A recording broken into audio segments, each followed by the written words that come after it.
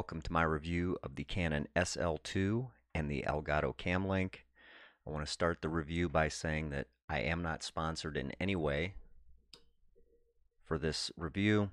I purchased the SL2 and the Camlink with my own money, but I did leave affiliate links in the description below if you're interested in purchasing either the SL2 or the Camlink.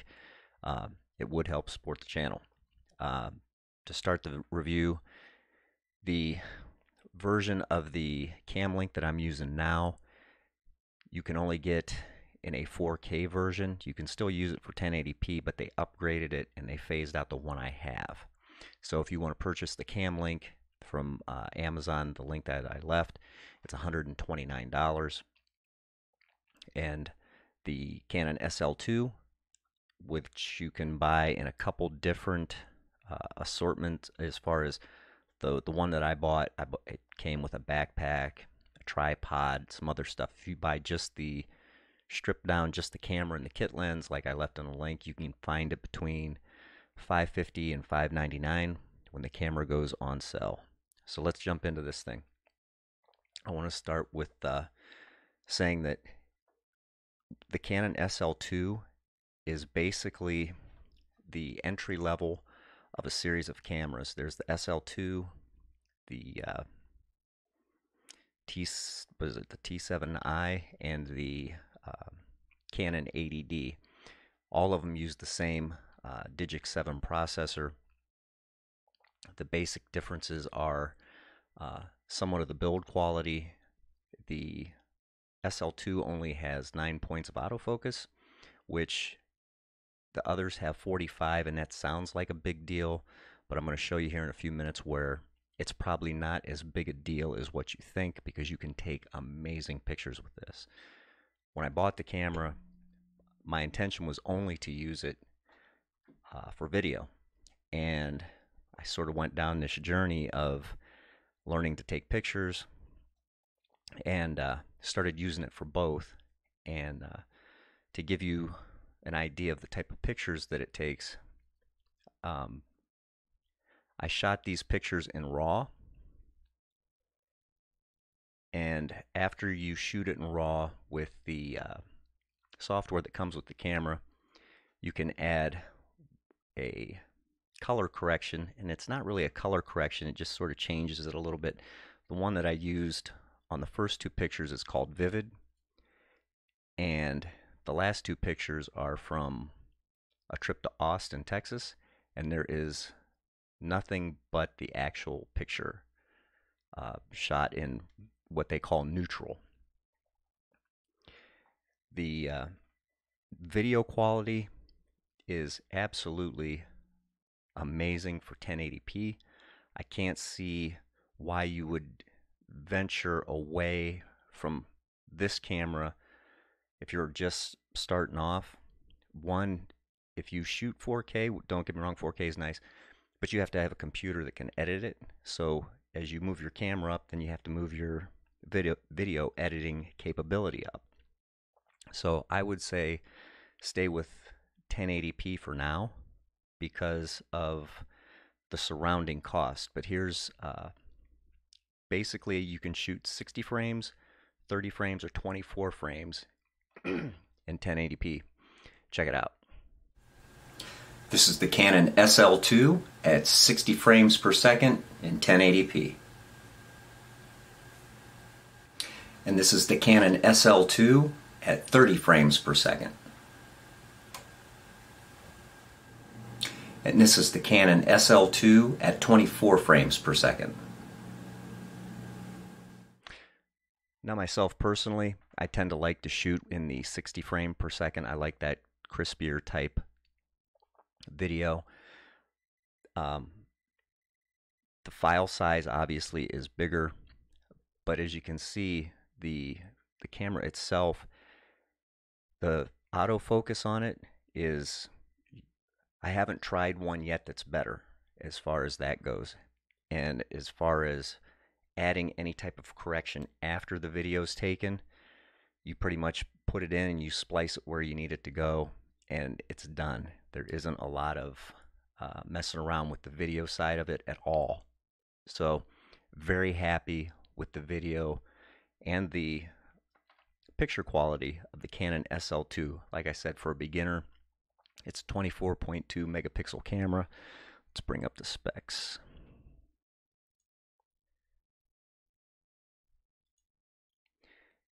It's a 24.2 megapixel camera.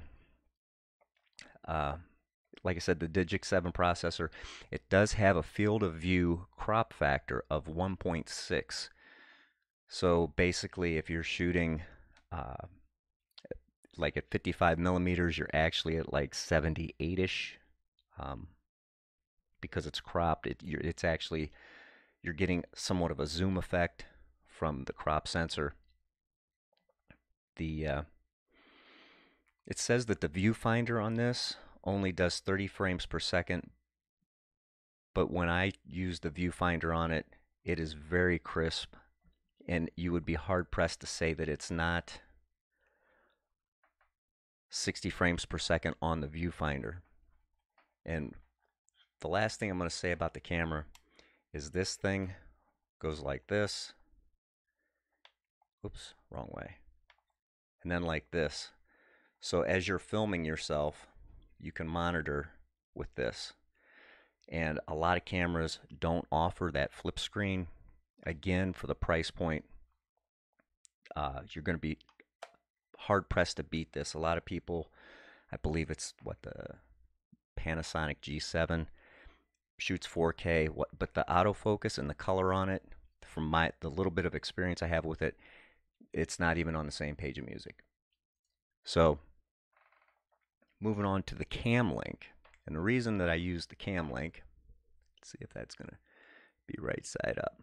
It's this little thing, and what this does is it takes the video from the SL2 and it runs it to the computer.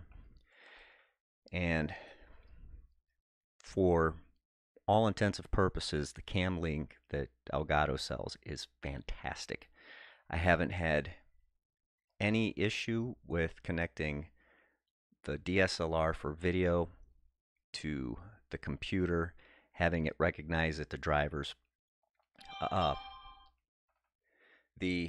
this end plugs into any USB 3, and then on this end of the HDMI, I just put this small adapter cable because it isn't a full-size HDMI, it's a mini HDMI. Again, this is depending on how far you want your camera from your computer. The cable itself, I believe this one's 6 feet, which is more than enough if you have the right lens. Even with the kit lens, it puts me back far enough that I can shoot 2 people here in the studio. But here's the drawback to the Canon SL2 and the Camlink. The two of them together are perfect. If you have a computer that has onboard graphics and a dedicated graphics card, mine has both, you're going to run into some serious problems with, you'll be in the middle of a live stream and your computer will just shut off and reboot. I've uninstalled, reinstalled drivers. At one point I thought it was heat, but it wasn't heat. So I uninstalled and reinstalled OBS, thinking maybe it was OBS because that's what I used to stream. And none of these worked. I've tried every different combination you could possibly think of. And sometimes it works and sometimes it don't. And as you can see, the video footage from the SL2 is better than that Logitech. So the idea was to move my quality of video up. Well, that didn't happen yet, because when I hook this up to a laptop or a desktop that has a dedicated graphics card, no onboard graphics, just like a 1070 or 1080, it's flawless. I mean, it's a beautiful thing. So you can buy these two items, and I highly recommend both. Both of them, for me, get 5 stars a piece. If you try to hook it up to a computer that can't handle that type of setup, and this one can't, Well, it can, but it's sporadic. Uh, Hold off and make sure that you have the right machine. And in saying that, I should add a caveat. If you're just recording, it'll work fine. It's when you live stream. If you cannot live stream with this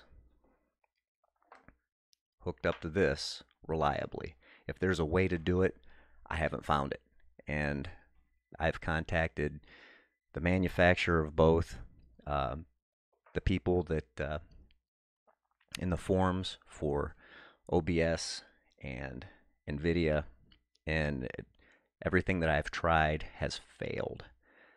So if you have any ideas, there's a comment section below. I would love to hear your thoughts because I like the Camlink, I like the camera, the computer.